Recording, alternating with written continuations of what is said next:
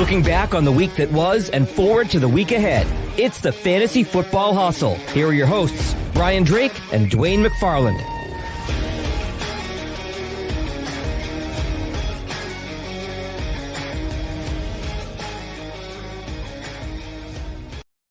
All across the fantasy universe, you know where you are.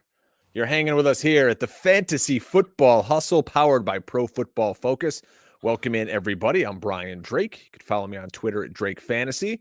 Welcome in my pal, Drew Davenport. You follow him on Twitter at Drew Davenport FF. You listen to his amazing podcast, The Auction Brief, which a new episode will be dropping anytime now, maybe while you're listening to this. So make sure you're subscribed to The Auction Brief. And he also writes over at FootballGuys. So happy to have Drew hanging with me a lot of these weeks during the season, man. What's going on? How is your 2022 progressing now as we're into week 9? It's by-mageddon, Drew. Nobody wants to hear me whine. It sucks, my friend. It sucks. But that's all right. I'm still grinding away. I'm going to do what I can. Yeah, man. You're grinding. You've always got some good vinyl behind you. What's the album this week? This week we have Strange Days, one of my favorite Doors albums. And I love the album art. It is just wacky, and it's how about a close-up of the album art? There you go. And if you're watching on YouTube, which of course you should be, you can see Drew always has a cool vinyl behind him. By the way, did you hear, are you a Stern fan? I am. I don't listen actively, but I'm a fan. Oh man, he had Springsteen on this week in studio. First time Stern's been in the studio in like 3 years. Him and Springsteen for 2.5 hours, piano, guitar. It was unbelievable. I love Springsteen. I would like to check that out. No, it's very cool. A little shill from my other gig where you can hear me on SiriusXM Fantasy Sports Radio every Sunday night from 7 to 9 p.m. Drew actually hung out with me there last week, so it was a good time. Well, you guys are here because you're dying for information. We've got 6 teams on bye. Holy smokes. Browns, Broncos, Cowboys, Giants, Steelers, 49ers. So there's a lot of moving parts going on. Scott Pianowski, our friend from the Kings Classic, Drew, had a great tweet today about, it's common sense, but check your waiver wire to see these transactions, see who got dropped. I guarantee you there are guys as the week goes on, their good players are going to be dropped. I know in leagues I'm in, I'm watching these other rosters and people are they're on the fence yet. They don't know who to drop. They're trying to pull trades. This is the best time to go out and attack a guy who has to make a move, because you look at his roster, he needs a couple receivers. You know he needs a flex. You know he's got to drop a guy to pick up a defense or kicker. So strike while iron's hot, man. Is the bye weeks, are they taking you down? A little bit. I tell you what, I think that it's sort of just lucky, and I'm just going to say that out. I'm just going to put that out there. It might be a little bit lucky that it's not crushing my teams too badly. I do have a couple that are hurting, but you're absolutely right. I have had to make some decisions myself, so I know other people are struggling too. I mean, I've got a league where I've got Njoku hurt, and I picked up Isaiah Likely, thinking that maybe Andrews is going to miss this week. They have a bye in week 10. And then I'm sitting there looking at Deion Jackson hanging out on the wire, and it's hard because I can't drop any. I literally can't have 0 roster spots other than Likely. I don't want to get rid of him because he looked so good last week. And if Andrews is actually hurt, that's a great pickup. Mm-hmm. But you know what? Deion Jackson looks great too with Hines out of town. So I went with Jackson, but you got to check because people are making those decisions on every single roster like that. And you're going to find some gems out there. And we're going to talk about guys like Deion Jackson, guys like Isaiah Likely. Just to give you guys an overview of the show, we're going to talk about some of the deadline deals in the NFL, cover a few offenses we want to invest in, move away from, bold prediction or two for week 9, and then maybe some helpful plays, some people you can scoop off the waiver wire and plug into your lineup, because we know that there's going to be some struggles out there. All right, the NFL trade deadline has come and gone. Obviously, the biggest move, Christian McCaffrey going to the San Francisco 49ers. That wasn't a deadline deal, but it counts. It was in that window. 26 touches in week 8, 40 PPR points. He's on bye this week. I mean, we don't have to cover that much. It's any idiot knows Christian McCaffrey's great, Drew, but I mean, I'm watching him this last week and I'm just saying 3 touchdowns.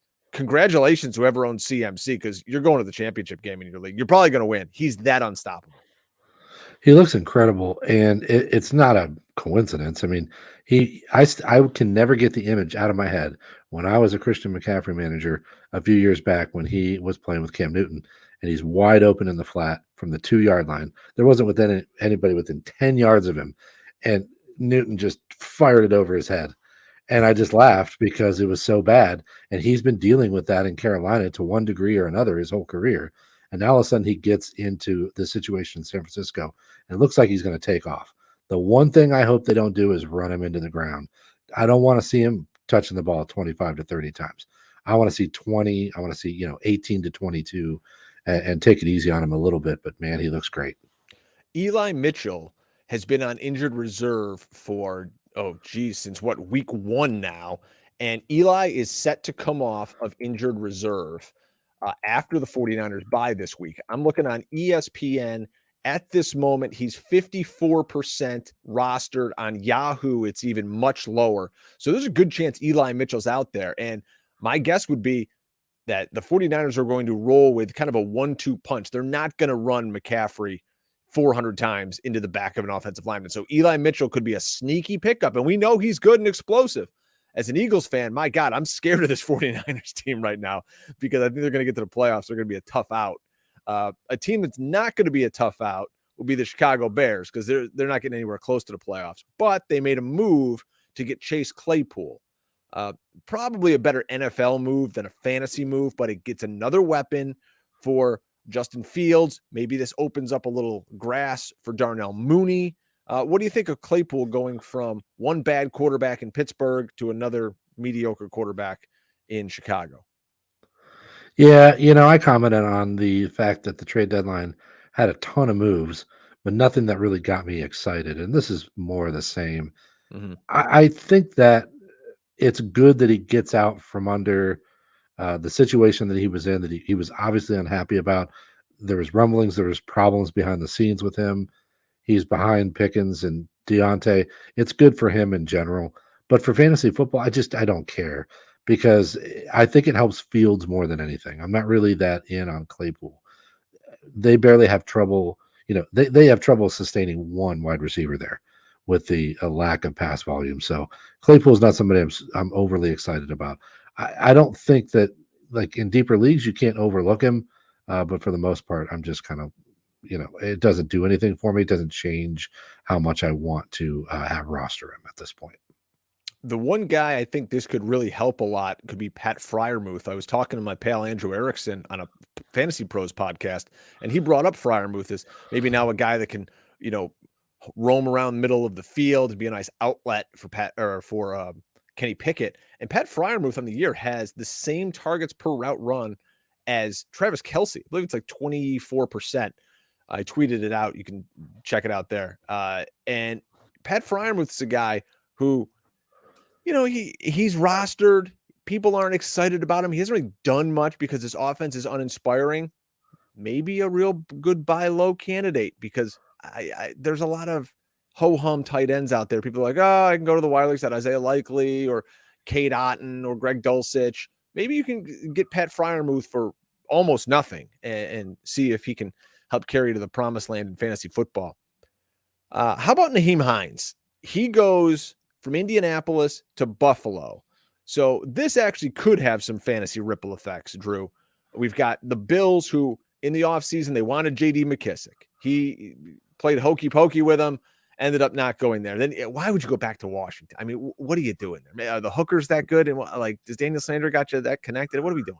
But so anyways, they didn't get McCaffrey either. Now they've got Nyheim Hines, RIP James Cook, and it's Hines time. It's Singletary. It's Hines once he gets up to speed. What are your realistic expectations for Nyheim Hines in this Buffalo backfield for the remainder of the fantasy season?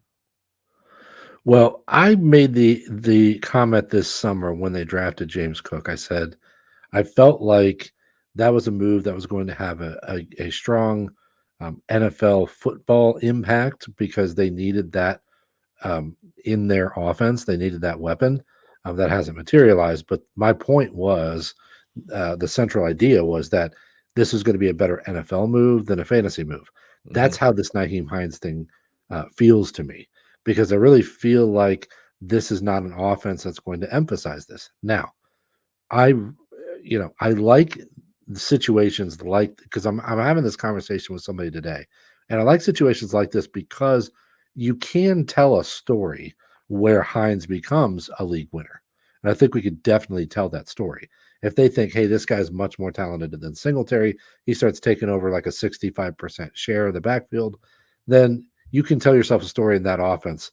So I like that, because you got to have something like that for me to sink my teeth into. Because otherwise, when I look at Buffalo's history with Josh Allen, he's never targeted in his career with Buffalo. He's never targeted a running back more than 52 times in a season. And they've never actually thrown more than 97 passes to their entire running back core since Allen's been in the league. Running quarterbacks just don't check down as much. I just don't see the path right now as it stands.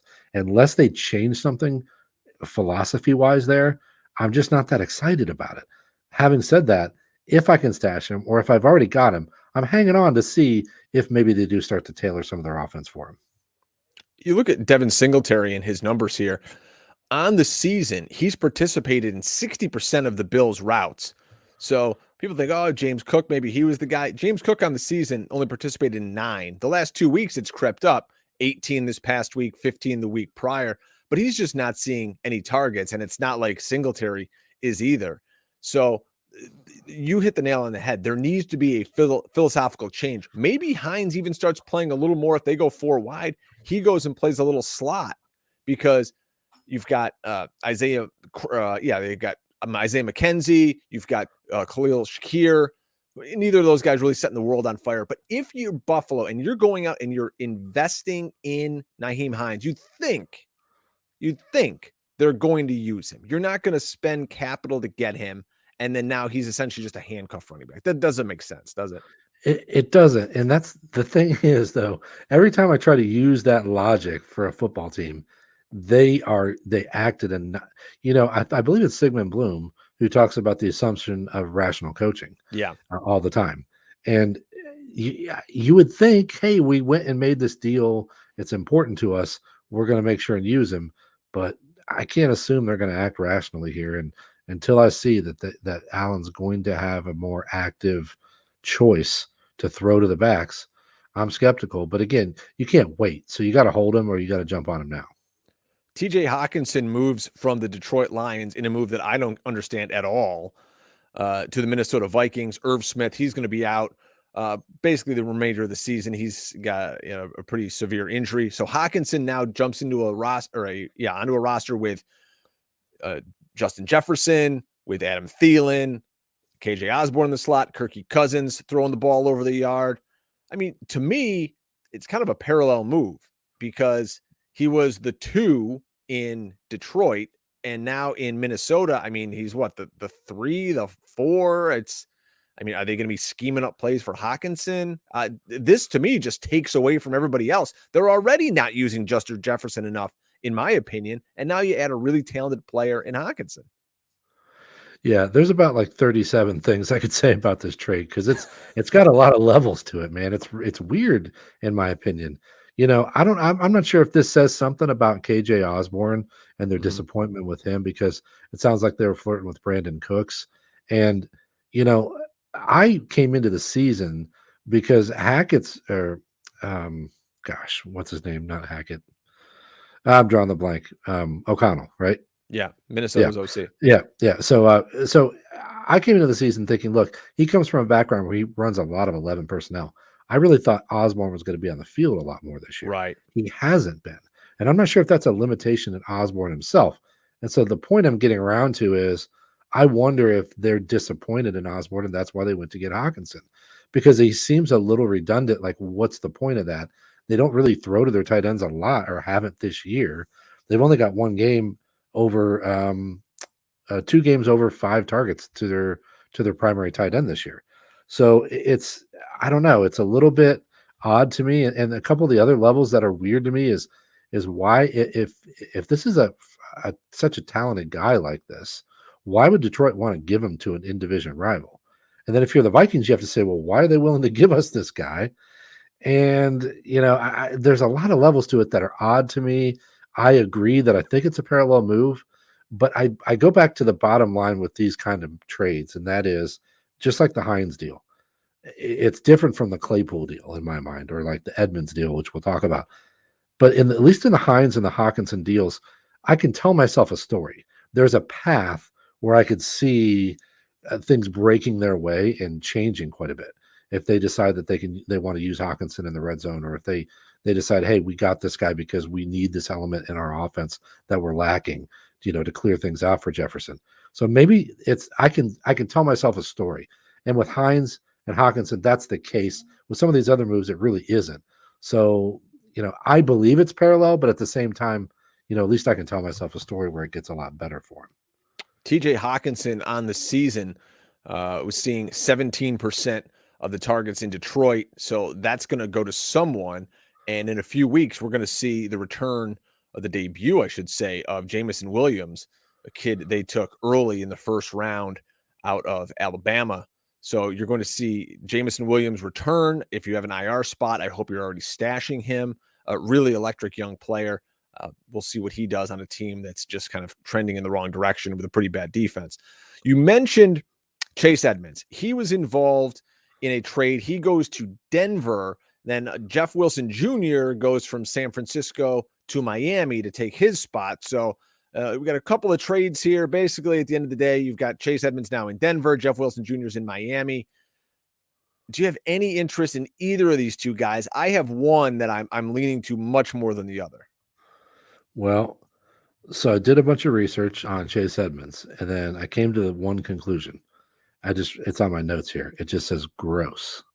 So that's all I got. I mean, what are we hoping for in this Denver backfield at this point? You got Gordon being called the starter. You got Murray, the goal line guy. I mean, what are we hoping for with Chase Edmonds?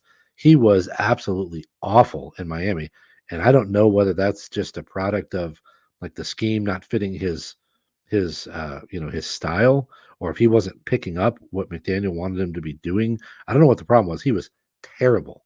So, I don't want anything to do with Edmonds in Denver. I do think that Jeff Wilson is a guy that could have, I don't think that he's necessarily a standout guy because they still want to roll with Mostert, but I think he's like a real high-end handcuff. He's going to have some week-to-week value where he pops at times. Because I do think that they're going to probably try to get Mostert through the season. And there's not a coincidence that they went and got Wilson for, McDaniel. So I think that there's going to be more of a split than maybe there had been because Edmonds had been so bad. So I think Wilson can squeeze out 8 to 12 touches in this backfield. So I think he's somebody worth hanging on to, and Mostert, as we know, is not an Iron Man. Look up Jeff Wilson Jr.'s ownership here, because he is a player he looked shot out of a cannon these last few weeks that you've seen him in San Francisco. He's owned in 46% of ESPN leagues. So Jeff Wilson Jr., he's available. I've never in my life said that Raheem Mostert is a picture of health. And this is a pretty explosive offense in Miami. And there's a good chance that Miami's going to be challenging for a playoff spot. They score some points. So Jeff Wilson Jr., not the worst person to throw on the back end of your bench. He was the guy I was definitely leaning towards. So those are the trades that went down. I know many of you have trade deadlines coming up in your leagues. Yahoo, I think their default trade deadline is in another 2 weeks. So just make sure you go into your league settings. Make sure you know when these dates are. Don't let them hit you by surprise because you'll be left out in the dark. And we want no one who watches this show to ever get out hustled. All right, we're talking with Drew Davenport, host of the Auction Brief podcast. You're just dropping a new episode this week. What's on the new episode? Well, I had Marcus Grant from the NFL Network on. That was cool because I do my Drew's Clues every week where I just talk about the major situations, some utilization stats, stuff like that. So Marcus and I went through Drew's Clues and talked about guys specifically in specific situations. And then in my own rant, I did a little bit of legal update and talked a little bit about, where rookies stand and where my opinion on rookies came into play and how that's playing out so far through 9 weeks. So it's a good episode. I like it. Marcus is a good dude. Marcus does a podcast with Dwain McFarland now, who many of you know from this show, and we broke the news on Twitter earlier today. Dwain will be making an appearance here on The Hustle Friday morning. We'll be doing a live stream. So just 9 a.m. if you're around on Friday, or just after you listen to this, check your pod feed all throughout the weekend and see what Dwain and I are up to. All right. So let's talk about some offenses we want to invest in as the season goes on, because now we're in week 9, folks. I mean, this season's just flying by, right? So what I did is I went over to PFF. And again, if you want to get some of these tools yourself, use promo code HUSTLE. We'll save you 25% off a subscription. They might even have even deeper deals. Who knows? It's crazy. So I went and I looked up just the last 3 weeks. I want to see what's going on lately, right? Who's got the most positive EPA in the NFL? It's Cincinnati, San Francisco. Again, we talked about McCaffrey. Jacksonville, that surprised me. Dallas and Buffalo. So these are offenses who are moving the football. They're scoring points, positive plays. And really, look at it. It's Cincinnati. What are they doing? They're playing out of the shotgun a ton. They're throwing the ball over the yard. Yes, they lost Jamar Chase, and they looked like shit on Monday. But, they're going to continue. That's the way they play. They don't run the football. It's just Jamar Chase, right? Yeah, it's just Jamar Chase. But, yeah, they look like shit because they can't run the ball. San Francisco, they look explosive on all 3 levels. Jacksonville, let me ask you this, Drew. It drives me wild because I have on a team Travis Etienne, again, hooray me. But I also have Christian Kirk, who is maddening because some weeks he's great. Some weeks he disappears. He shows up on my Hate the Drake segment on Sirius a few nights, a few Sunday nights. What do you make of this Jacksonville team, and how much would you want to invest in them going forward? Well, I'll tell you what. I believed early in the year that they were for real. And I still believe that the offensive renaissance is a thing. I think that, the coaching is helping a lot. And if you look at their schedule, it's actually pretty nice the rest of the way. They get the Raiders, the Chiefs, Baltimore is playing a little tougher, but then Detroit, Tennessee. They've got Dallas in there, which isn't great, but then the Jets and Houston. So this is a pretty nice fantasy schedule down the stretch. And it is frustrating having Kirk kind of disappear. But the one thing you got to remember about Christian Kirk is you didn't draft him to be an every week wide receiver 1.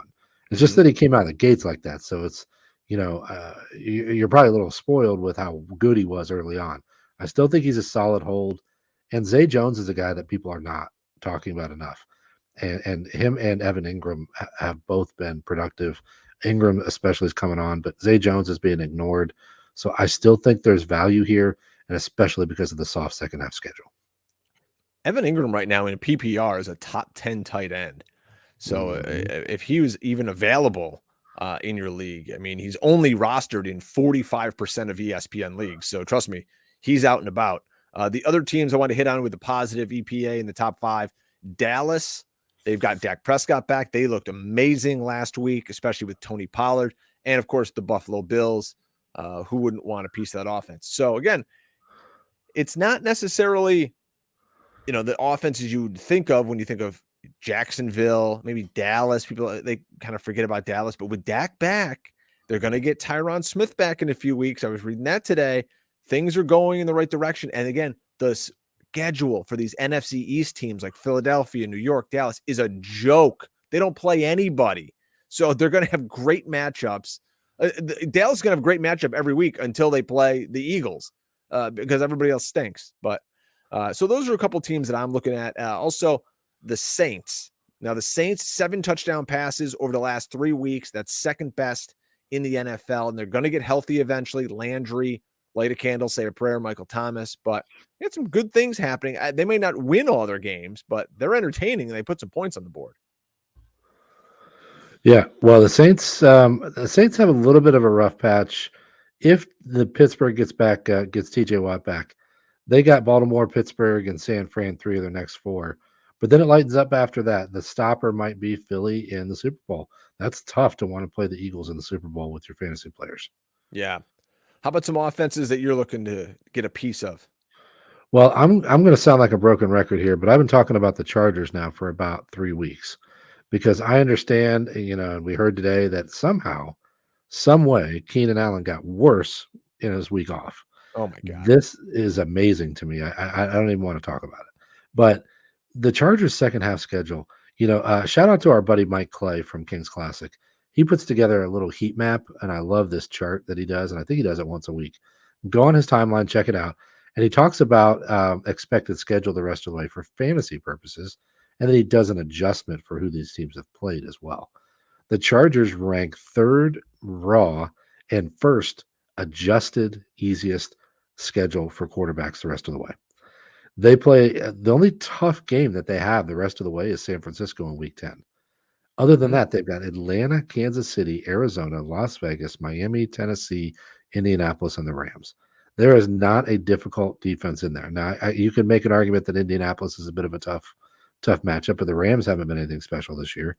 The rest of that schedule is amazing. So even though Keenan Allen's still messing around and Mike Williams is hurt, I'm investing right now in Josh Palmer and deeper leagues and looking at DeAndre Carter. Because Justin Herbert, it's one of those things where if you watch the Chargers, he's not playing amazing, but he's playing good enough to get the job done. And it's just been a little bit of unlucky TD luck. So I think that's going to turn around the second half. I'm really looking at the Chargers. The other two teams that I look at that I like their schedules in general, courtesy of Mike Clay, but also I was looking over the playoff schedules, and that's San Francisco and Seattle. Unfortunately, they play each other in the first round of the playoffs, which might be a slugfest, and that's worrisome. But otherwise, San Francisco gets Washington and the Raiders, and Seattle gets Kansas City and the Jets. And in general, their schedules are fairly light in the second half. So I like San Francisco and Seattle as well. I'm pulling up the fantasy strength of schedule metric over at pff.com, and I've got it plugged in for the fantasy playoffs. Here are some teams. I'll start with running back that PFF loves their schedule for those playoff weeks. Number 1, the New York Football Jets. So that'll be Michael Carter, James Robinson. Again, probably two guys you could get very affordably in a trade. They also love Carolina. How about the week we saw from Deonta Foreman? 3 touchdowns. Guy looks like baby Derrick Henry out there. Chuba Hubbard looks like he's going to get healthy off an ankle.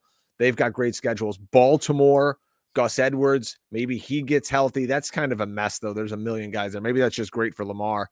Number 4, this is what I want to talk about. The Indianapolis Colts. It's suck for luck 2.0, Drew. They buried Matt Ryan. Matt Ryan won't play another down there. They say, we want to get this kid in here and he's getting beat up. No, baloney. There's a clause in Ryan's contract where if he can't pass a physical on the first day of the new league year, it triggers all this money. So it's a big injury clause that they don't want to pay for next year because they're going to be releasing Matt Ryan. So it's the same with Carson Wentz in Washington. He'll never play there again because, the triggers draft picks and money and all this other stuff. So you've got the 4th best running back schedule for Indianapolis.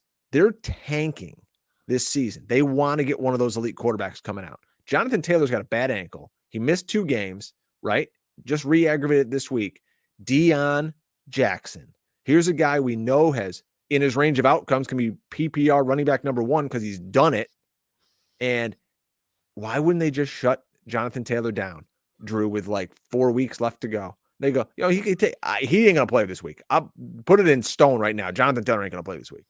And then all of a sudden it's like, we're going to take another week off. And then pretty soon JT's just, we're not going to play Jonathan Taylor anymore. Why would you ruin your workhorse behind an inferior offensive line and a team going nowhere? It makes no sense. Deion Jackson is going to be a league winner for fantasy football. Well, that is quite an argument, and I don't disagree with any of the logic there. The one I'd take exception to a couple things. I'd say, first of all, I don't know about this week. I mean, I know he didn't practice today, but Wednesday's not really my concern day. My concern day is Thursday. If he doesn't go tomorrow, he's not playing. But if he gets limited tomorrow, he could go full on Friday and still go. But the problem is he hasn't even been very good, and it's clearly limiting his ankle. And my concern, that leads to my second issue, is that Ellinger, I think he was okay. He did some good things. Washington's been playing better pass defense lately, so I don't think it was a cake matchup there. But the problem is in his next 5 weeks, he's got to face 4 pretty solid pass defense. He's got the Patriots, he gets the Raiders, who are soft, but then he gets the Eagles, the Steelers, and the Cowboys. They've all been pretty tough against the pass. That worries me, but as you say, it sets up as a running back schedule. So I can understand what they're saying there at PFF, and their fantasy playoff schedule is nice. Minnesota, the Chargers, and the Giants. So I think that what you have to do is get Jackson where you can, hang on and see what's happening with Taylor.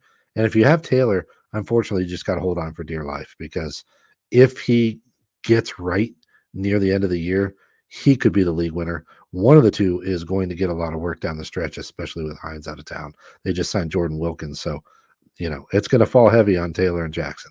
And you mentioned that Hines isn't there anymore. So if they're behind in all those games to those good teams, well, they've already shown that they're going to give the ball to Deion Jackson in his 2 starts, 17 and 22 touches. He could see a ton of dump offs. That's how he dominated one game. I think he had like 10 catches. So I'm feeling it for Deion Jackson. Flipping over to the wide receiver position. I'm sorry. Let me just say real quick, too. I was a little bit nervous about what Ellinger would do about the checkdowns, because Matt Ryan had been checking down a lot more than any of the previous quarterbacks had. And Ellinger did not throw to the running backs very much, didn't check down a whole lot. He ran a little bit. I don't know. That's one game. We have no idea what's about to happen. But pay attention to whether or not Ellinger is going to be prone to check the ball down in the next couple of weeks. All right. Let's we talked about running back schedules that PFF loves. How about some they hate? How about the worst on the docket, the Green Bay Packers? Oh, by the way, they've got a bye in week 14 also. So if you're rolling with Aaron Jones, you've got that week 14 bye, the week before the playoffs begin, a must-win matchup. He's off.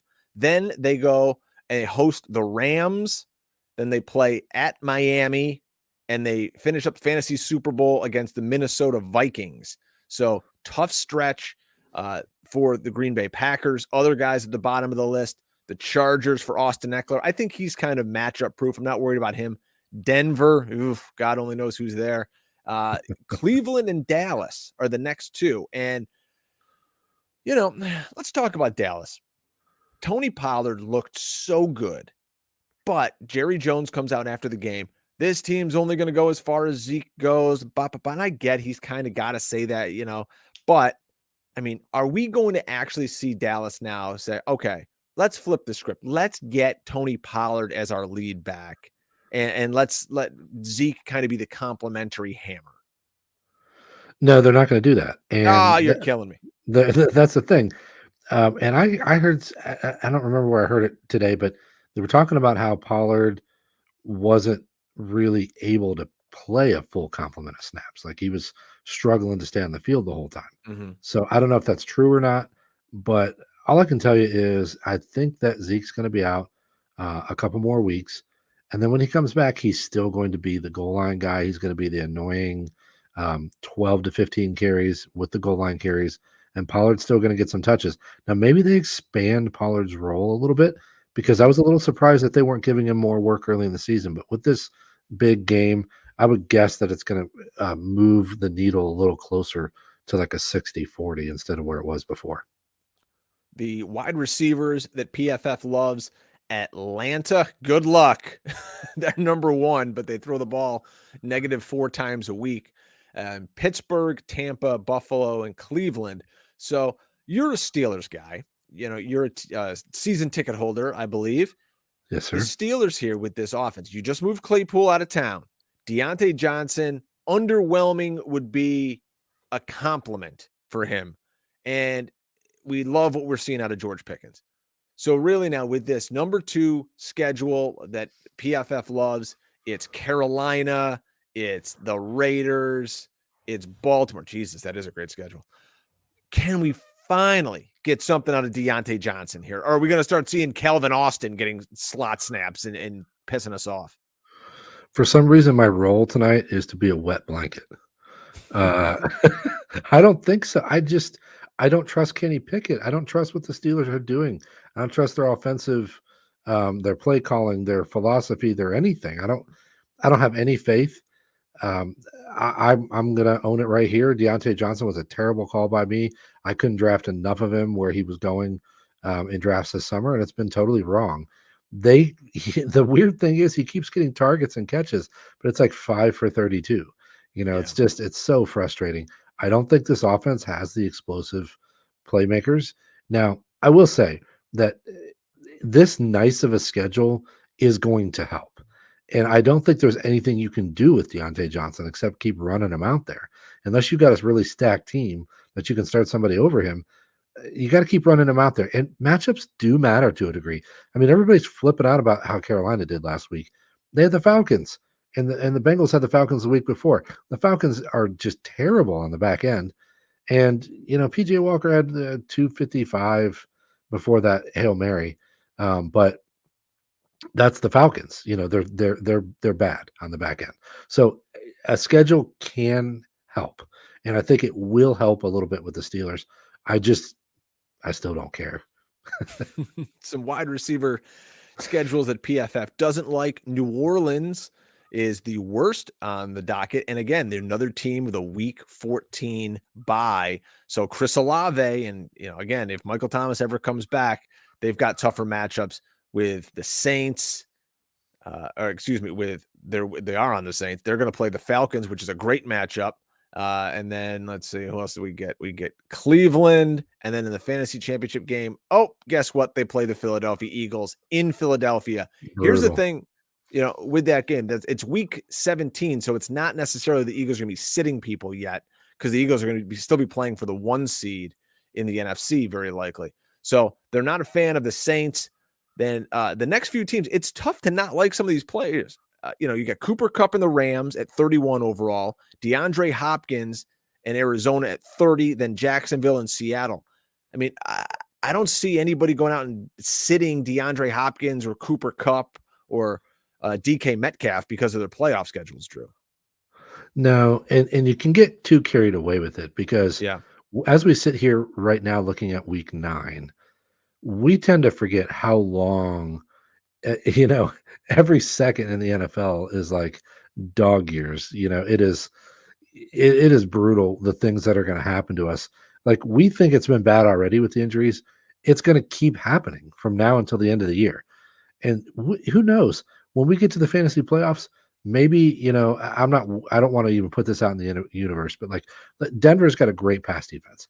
Now they just lost a pass rusher. What if Patrick Surtain gets hurt or something like that? Yeah. The matchups could turn around. So I don't want you to go out there and go crazy and just like mortgage your future to buy in on the Chargers. But if you have the opportunity to seize some of these spots, earlier in the year, I pivoted off of Kyler Murray to get Justin Herbert, specifically because I didn't love seeing Murray with New England, Denver, and Tampa Bay in weeks 14, 15, 16. Now he gets Atlanta in week 17, but I think those are the kind of moves you can do. But if you try to force it, it's going to have a bad result. So don't take it too far. Good players are good players, and they should just be in your lineup regardless of the matchup near the end of the year. Like we said, this is week 9 that we're going into right now. The fantasy championship, week 17, that's 9 weeks away. There's 9 games that have to be played, 9, 10, 11, all the way up to 17. So it's like a whole nother season of what we've just seen. So who knows what can happen? Like you said, Injuries change everything. You have quarterback injuries, teams that just give up like the Colts seem to be doing. So a lot of stuff that could still happen. How about some offenses we're talking about getting away from? Teams with bad O-lines, Steelers, Bucks, Colts. I went and looked at the lowest EPA the last 3 weeks. We talked about the positive. Who's got the worst? It's the Jets, Patriots, Panthers, Texans, and Broncos. It's really no surprise there. Look at the quarterback play on all those teams, and it's not robust, to say the least. Nobody makes fun of Zach Wilson more than I do on Twitter, but that's a kid. He's very scattershot. He's scared in the pocket, and it's hurting all the weapons around him. And that team, I think, was propped up a lot on the back of Breece Hall. Now that we need to see Zach Wilson make plays with his arm, well, I think the tides are going to turn here over the next 9 weeks. Who else aren't you feeling in terms of teams you might want to move away from, some bad vibes? Well, you took one of them right out of my mouth. The Jets was one of them I was going to talk about.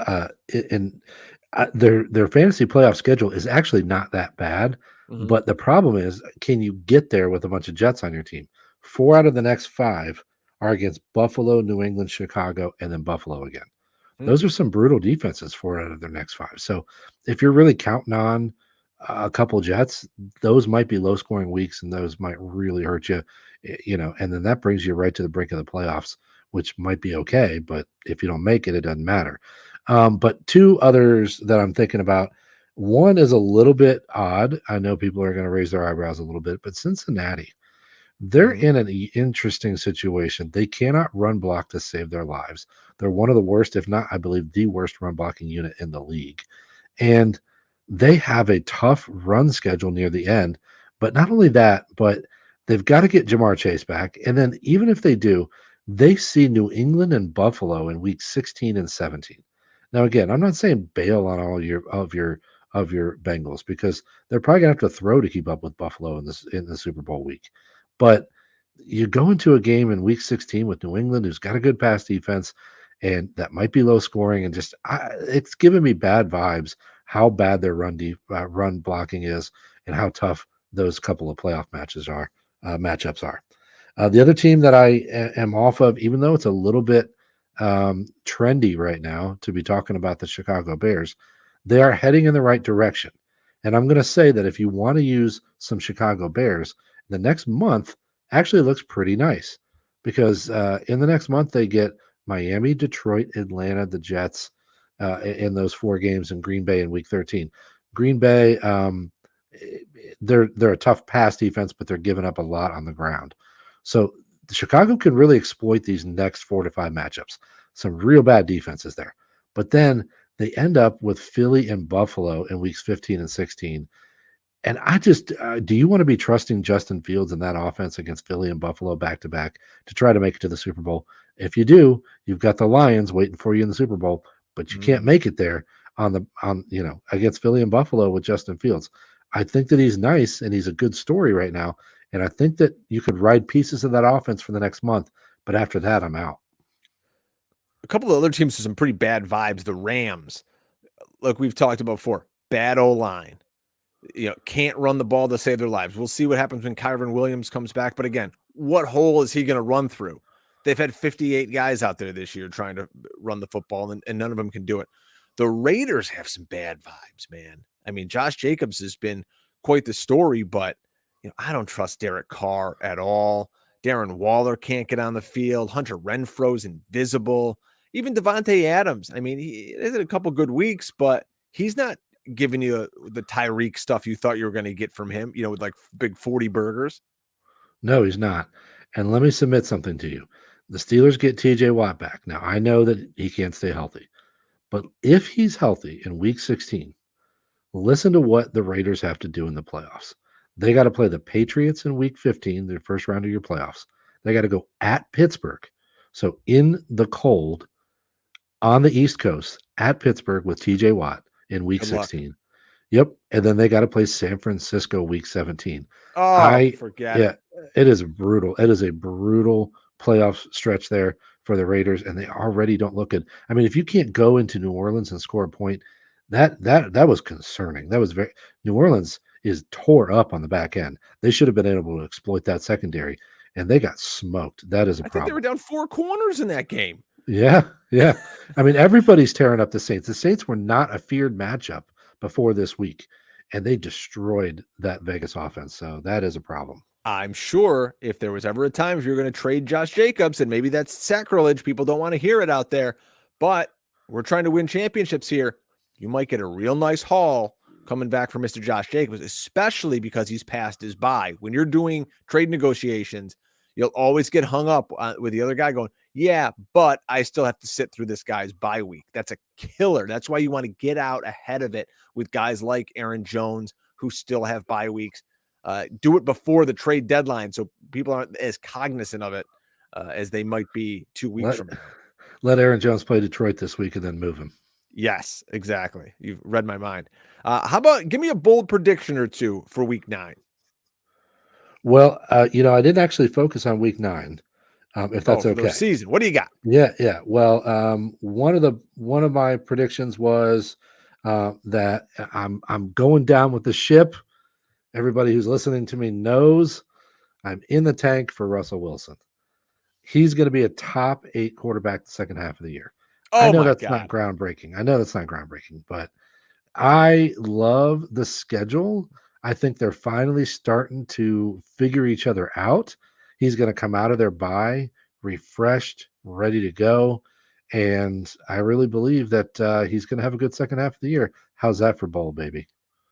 Please, as someone who rosters Cortland Sutton in a lot of leagues, that offense is tough to watch. I think they're done with their national TV games. My God.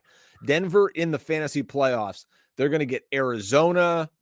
Then they play at the Rams. Who knows what shape that team will be in at that point. And then they finish off at Kansas City week 17. So that could be a really fun shootout. Yeah, what you got to love is, 14 and 17, they get Kansas City. So 2 out of their last 4 games, they're going to have to throw the ball to keep up. That stuff becomes important in those 1-game samples when we got to win a game. Hey, we're talking Kansas City here. We didn't mention it in our trade piece at the beginning of the show. What are your thoughts on Kadarius Toney going to Kansas City? Think you're going to have to wait on him a little while. You know, Sky Moore. I saw Sky Moore was dropped in our Kings Classic League. I'm holding on to Kadarius Toney in a few spots, but I tell you, he's a guy when you're like, oh, I got to make a spot for something here. He's an easy guy to let go because who knows what you're ever going to get out of him. But there's that piece here that says, my God, what if he becomes Tyreek 2.0 and I don't have this guy in my lineup come fantasy playoff time? Yeah, that's my same thought with Nyheim Hines. It's like I've got him on a team and I'd really like the roster spot, but no way am I letting him go before I find out what he can do in Buffalo. And I feel like that about Toney, but like just a little bit less because we haven't ever seen him sustain it. He can't stay on the field, although he's miraculously healthy enough to pass the physical once he gets traded. But that aside, I do know that Kansas City has an irrational love of Toney's skill set. But I'm going to fall back on the old crutch that I like to usually in this spot. I think it's a nice move for the Kansas City Chiefs. I don't think it's going to have a fantasy impact that we care about this year. There may be a game or two that he teases us with a nice little game, and we're like, oh yeah, and we're gonna rush to stick him in our lineups, and he's gonna suck. So I'm not here to say that Juju, MVS, and Mecole Hardman can keep him off the field. But when you're talking about playing with Patrick Mahomes and the level of sophistication of that offense with Andy Reid, it's going to be hard for him to really crack those top 3 to get a lot of touches. Not by the way, because Travis of how good Kelce's those there guys too. are. Yeah. Oh, a little guy named Travis Kelce. Yeah. And it's not about the talent of those guys. It's about what he has to learn and how he has to get integrated in order to be that fantasy force. That's going to take a little while in and of itself. And then do you trust him when you're rolling around to week 12, 13, 14? I don't see it. It's sort of like that old fantasy fable. We were always chasing the ghost of Josh Gordon. I mean, Josh Gordon could come back tomorrow. I mean, geez, he's still kicking around practice squad here or there. And people go, you know what? I'm gonna take a shot on Josh Gordon. Like, he was good 10 years ago, and people are still like, nope, he's got it. And that's kind of what Kadarius Toney is. Yep. How about let's see, week 9? I wrote down a couple guys I think can help people. And Deion Jackson, we talked about him up and down throughout the show. Like I said before, 17 and 22 touches in his 2 spot starts. Just a guy that really, the runway is there, folks. I don't think JT is going to play this week. He always practices. They got the stories like, I don't know, like Paul Bunyan. He hasn't missed a practice since he was 4 years old. He's playing peewee in high school and college. He never misses anything. Now he's missing practices and games all the time. So trust me, get Deion Jackson on your roster. You mentioned a kid, DeAndre Carter, for the LA Chargers. He only has 1 touchdown this year. His stat line is pathetic. It's 3 for 37 last week, but he did get 7 targets. Drew, the thing here is Keenan Allen's not going to play. Big Mike's not going to play. They don't have anybody. It's literally Josh Palmer, who still has a concussion, and the coach today said, I don't know, we'll see. Hopefully we have him. I mean, who the hell else is running around? Gerald Everett's going to catch 400 balls this week. Yeah, I wanted to point that out too. And actually, if we're talking about Week 9, and I do have I do have an irrational obsession with Josh Palmer at this point because he missed the week before their bye with the concussion, but he's going to have 3 full weeks to clear, and he was full today in practice, and that's a good sign because that means that he's cleared some of the initial issues with like when they ramp up the exercise. Then they have to have you go through a full practice and have the symptoms not return. So if the symptoms don't return and he's good for this weekend, Carter and Palmer are going to be busy. And guess who they get? They get the Falcons, the number one most generous in fantasy points allowed per game to wide receivers. They allow 46.4 points a game to the wide receiver position. That, yeah, it is monstrous. The next team is Pittsburgh at 45.6. But then third place is 41.6. So a full 5 points worse than third place. Somebody's going to catch a lot of balls here. Atlanta is terrible. And the Chargers are coming out of the bye.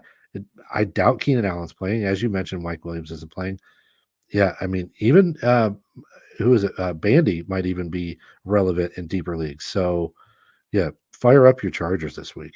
Joshua Palmer, even getting 11% bump with waivers running overnight, is still only rostered in 37% of ESPN leagues. So I guarantee you, folks, if you go looking around, he's out there.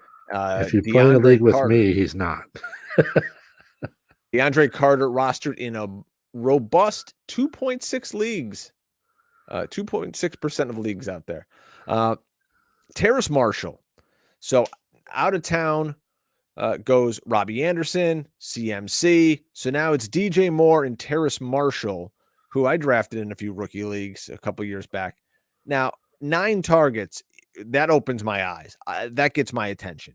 So PJ Walker is not great by any means, but he's got a pretty live arm. 4 for 87 last week for Terrace Marshall. He's playing against Cincinnati, who just lost a corner. So if you're desperate, you're in a league, you start 3 receivers, a bunch of flexes. I just added him to my Scott Fishbowl team, where, by the way, I'm 35th place overall. Shout out to me. Terrace Marshall, you think he could be anything for fantasy down the stretch here in Carolina? Yeah, they're clearly giving him a look, and which is what they should be doing. They got to know what they have in him. And I'm trying to pull up their numbers here, but my computer's awesome, and it's just super fun when you need it to work, and it won't. Yeah, so this was clearly his best week in utilization stats. So he's been ramping up since week 5. His snap share has been ramping up. He took a big jump from week 6 to week 7, from 45% of the snaps to 86% of the snaps in week 7, the week after Robbie Anderson left. Then he was at 93% last week. So far and away, putting Shi Smith in his rearview mirror, which is interesting because Smith had been playing more than anybody but Anderson and Moore. So that shifted after Robbie Anderson left town. And in the last 2 weeks, this is what you want to see. His route run percentage is 96 and 95%. So he's running a route on every single drop back, essentially, that Carolina has. So that's exactly what you want to see. You have to take a chance on him. I know that we got a bad taste in our mouth about what he is as a player, but you got to take a chance on him at this point with that kind of usage. They're clearly wanting to get a look before the end of the year. Now, keep in mind, this big game happened against the aforementioned crappy Atlanta Falcons this past week. But like you said, the Bengals are banged up in the secondary, and if you need somebody this week, Marshall's certainly going to play a lot and have a chance to do something. Nobody wants to pick up and play Marquez Valdez-Scantling. I got in a fight with my home league about it. I tried offering him a trade. Guys like, you could drop MVS. No one will add him. Baloney. If you take out the donut that MVS threw up against Buffalo a few weeks ago, 2 of his last 3 games, he's at 111 and 90 yards on 12 targets in those games. Like, that's great. Like, that's a playable guy on a week where 6 teams are off. There's no Amari Cooper. The Denver guys aren't there. You don't have CeeDee Lamb. You don't got Wandale. You know, the underperforming Steelers guys. You don't have Debo and Ayuk this week. There's holes, folks.